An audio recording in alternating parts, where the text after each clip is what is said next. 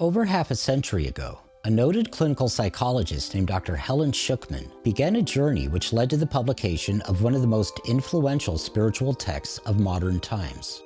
A Course in Miracles is a remarkable collection of 3 books written in a strikingly poetic and timeless language.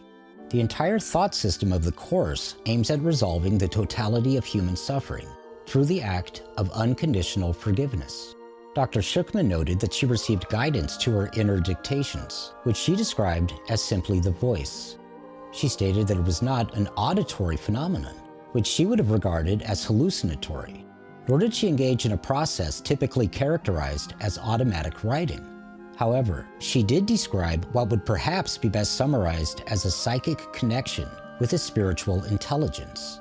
And indeed, said intelligence repeatedly identifies himself by name throughout the Course, the name of Jesus.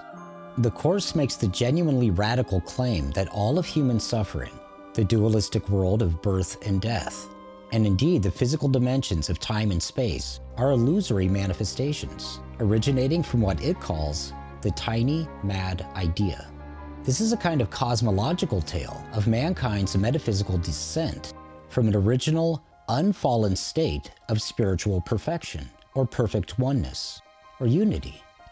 Indeed, unlike traditional so-called creation stories, the Course proposes that God did not create the world, nor the human condition, nor does he control the world from above, like a puppet master.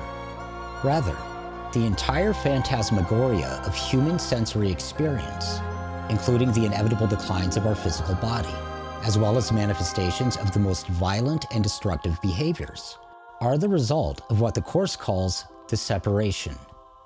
That is, the apparent disconnection of the Son of God, which in physical form is every human being, from the psychic will of his Father in heaven. The will of God, as the Course explains, is all that exists, and all that exists is love. The vengeful, condemning, and often deranged God depicted by institutionalized religion is nothing more than a projection, born of guilt, arising from the experience of separation.